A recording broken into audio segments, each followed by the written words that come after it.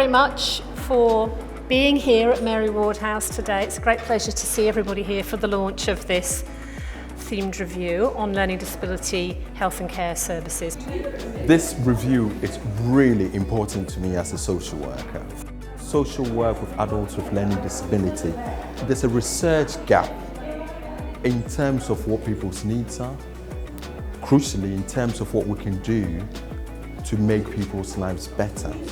I think instinctively as social workers we know what we need to do, but that's quite different from actually having research evidence about what's effective. Bringing together NIHR research relevant to learning disability services. For me, the two main threads that I found really important. So one was a cluster of studies around the importance of annual health checks by GPs, picking up problems that might particularly affect people with a learning disability like thyroid problems, but also picking up common health problems that are perhaps underdiagnosed. The second thread, which is more sort of mixed but really important, is around what we know on person-centred support, positive behavioural support in particular, in helping manage behaviour which challenges. We have had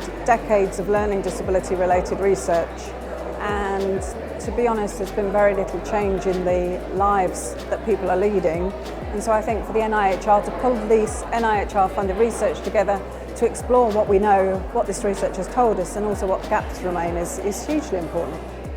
I think this is exactly the kind of thing that is required. It delivers the kind of evidence that clinicians and policymakers and the third sector can use in designing services and delivering interventions to improve the health and mental health of people with learning disabilities.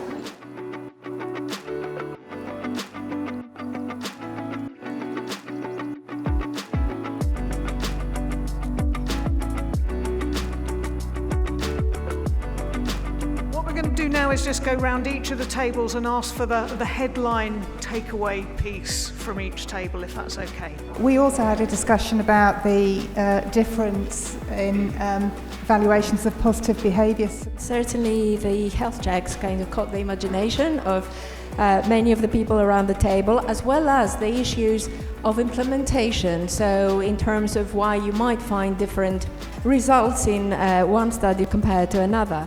Well, in my case, because I'm partially sighted, I'd like stuff made in big print so I could understand it. And talk to us rather than our carers.